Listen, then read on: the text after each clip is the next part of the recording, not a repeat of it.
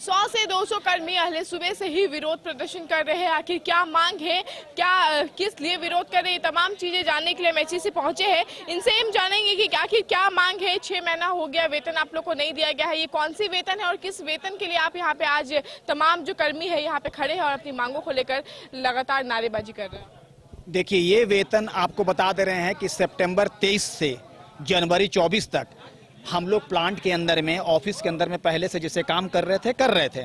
उस समय हम लोग का वेज स्लिप नहीं मिलता था, जिसका विरोध प्रदर्शन में हम लोग एचईसी मुख्यालय में भीड़ लगाएं, चाहे परमानेंट हो चाहे सप्लाई हो, और लंबा संघर्ष चला, मोटा मोटी 8 महीना तक चला।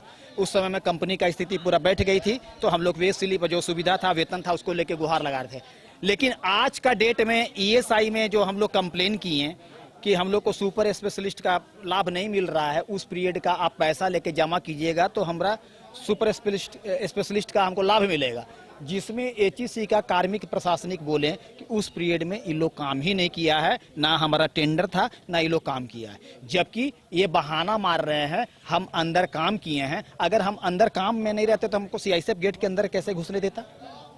लेकिन सारा मजदूर, लेकिन ये करोड़ों रुपया हजम करने का चक्कर में है, कॉन्ट्रैक्टर का बहाना लेकर। और नियम होता है कि अगर किसी को मान लिया कि ब्रेक करना है, कॉन्ट्रैक्ट नहीं है, तो उसमें आपको नोटिस देके बाहर करना है। हमको अब बाहर भी नहीं किए, हम अंदर में काम कर रहे हैं, और जब काम खत्म हो गया, जब हमारा सालों बीत गया, तो आप बोलते हैं उस पीरियड का हम पैसा नहीं देंगे।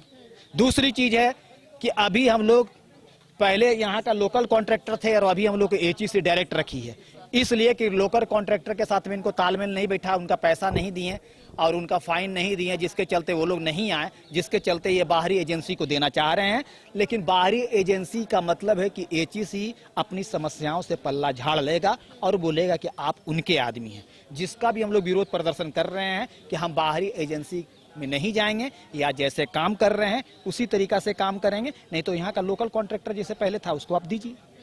यानी कि लोकल कॉन्ट्रैक्टर हो या फिर डायरेक्ट हो, इस तरीके का मांग आप लोग की कर रहे हैं। इससे पहले मैडम हम लोग 20 साल से, कोई 20 साल से, कोई 25 साल से, कोई 30 साल से काम पहले हम लोग कर चुके हैं और कर रहे हैं, और उसके अलावा ऐसा हो रहा है।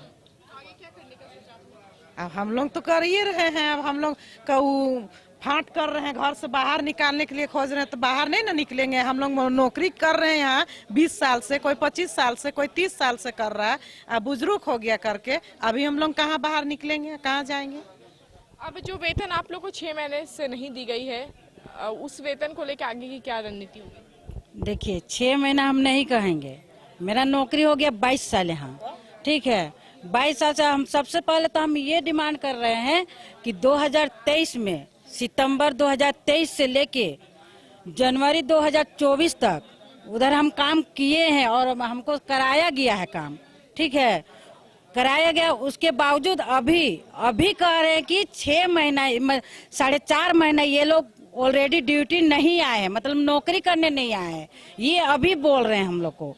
तो हम लोग यही चीज, हम लोग इसके पहले जो हड़ताल में बैठे थे, यही 4 महीना का लेके बैठे थे, सितंबर से दिसंबर तक 2023 का लेके हम लोग बाहर निकले थे कि भाई हमको सर लोग बुलाए, काम कराए हैं, और हमको 4 महीना का जो पे स्लिप है काम करा, वो पे स्लिप हमको क्यों नहीं दे रहे? वही मांगने के लिए हम लोग बाहर निकले थे, वही बाहर निकले थे, जो कि हम लोग को मैनेजमेंट भी बाहर ही रख दिए थे। उसके बाद हम लोग 8 महीना पूरा जोरदार से एकता हो के, लड़ झगड़ के, फिर हम लोग अंदर आए। उसमें देखिए मैनेजमेंट क्या क्या कटौती की है। सबसे पहले तो हमको मिलता था 18 गो येल छुट्टी मिलता था, वो भी नहीं दिए। सीएल मिलता था 7 गो, वो भी नहीं दिए। हमको संडे मिलता था, संडे भी वो हमको काट लिए। अभी हमको क्या दिए हैं कि आप अगर 15 दिन ड्यूटी आ रहे हैं तो 15 दिन का पैसा मिलेगा। और पहले जब हम 22 साल जो नौकरी किए थे, पूरा हमको 31 दिन का मिलता था, ठीक है। और अभी हमको बस अगर तबीयत अगर मेरा खराब हो रहा है और 2 दिन आ रहे तो बस 2 ही दिन का हमको पैसा मिलने जा रहा है, और हमको 28 दिन का नहीं मिलने जा रहा है। ये समस्याएं तो है, लेकिन इसके बावजूद जो आपकी 4 और 6 महीने की जो सैलरी है वो तक नहीं मिली आपको? नहीं मिली है। उसके लिए भी जब हम लोग अंदर आ रहे थे, उससे पहले बात हुआ था, मैनेजमेंट हम लोग को बोले थे कि आप लोग अंदर जाइए और हर एक महीना पेमेंट देंगे, ये चीज बोले थे, लेकिन अभी वो पेमेंट भी नहीं दे रहे हैं, उसके लिए भी पीछे हो गए। अभी कहते हैं कि आप लोग का तो सबसे पहले तो अभी हाथ साफ कर रहे हैं कि 4 महीना का आप लोग का प्रूफ है ही नहीं, लेकिन उनके पास प्रूफ नहीं है, लेकिन हमारे मजदूर के पास 4-4.5 महीना का पूरा प्रूफ लेके बैठे हुए हैं। क्या कहेंगे कि इस तरीके से सहयोग कर रहे हैं इन लोगों को? सीसीटीवी भी अंदर होंगी, लोगों का कहना है कि ये काम नहीं किए हैं, लेकिन सीसीटीवी होगी, 4 महीने 6 महीने लगातार काम किया, अब सैलरी नहीं मिल रही है। कितना सहयोग करें और आगे की रणनीति क्या आप लोगों की? देखिए, हम सबसे पहला चीज कहना चाहते हैं, वो 10 अफसर जो बैठे हैं वो सही कह रहे हैं कि 1400 मजदूर झूठ बोल रहे हैं। दोनों में से कोई एक झूठ बोल रहा होगा। 10 अफसर को एकजुट होकर झूठ बोलना आसान होगा, 1400 मजदूर को एकजुट होकर झूठ बोलना, कहानी बनाना बहुत टफ काम होगा, पहला चीज। दूसरा चीज, इन लोग काम किए हैं, यहाँ के सीआई से बताए कैसे काम नहीं किए तो लोग अंदर करने क्या गए। सीआई साहब पहले जवाब दे कि लोग अंदर करने क्या गए थे, काम नहीं किए तो। दूसरा चीज, इन लोग काम नहीं किए तो इनका सॉफ इंचार्ज वहां क्यों उनके रजिस्टर पर साइन किया? सॉफ इंचार्ज क्यों साइन किया? दोषी सॉफ इंचार्ज होगा तब, दोषी कोई तो होगा ना। हम आपके चैनल के माध्यम से हम ये मांग करते हैं कि जो भी दोषी हैं अफसर, उनके ऊपर सख्त कार्रवाई होना चाहिए, उनको कानून कार्रवाई होना चाहिए, उनको जेल जाने से किसी को बचाने का जरूरत नहीं है। मजदूर का बात है, मजदूर 1400 मजदूर, एक ये तो अभी मामला निकला कैसे? ईएसआई का मामला था, लगातार ईएसआई जमा नहीं किए तो 15 से 20 मजदूर की मृत्यु हो चुकी थी पहले, जिसको लेके हम यहाँ का स्थानीय, यहाँ का लोकल हैं, तो दर्द तो हमको भी है कहीं ना कहीं। तो ईएसआई को हमने कंप्लेन किया, तो उस दौरान निकल के आया कि ये लोग ईएसआई को ये लिखित दिए हैं, ईएसआई को ये रिटर्न दिए हैं कि हमने कोई काम नहीं कराया है। इसका हम जो अटेंडेंस रजिस्टर है वो भी मेरे पास है, जो हमने ईएसआई को जमा किया था, वो अटेंडेंस रजिस्टर कहाँ से आया?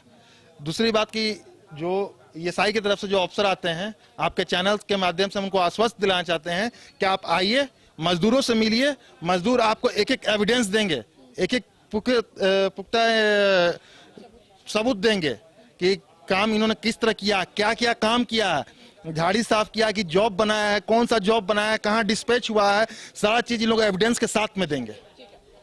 बिल्कुल, आपको बता दें कि करीबन 200 लोग जो है, 200 जो मजदूर है वो यहाँ पे आए हुए हैं।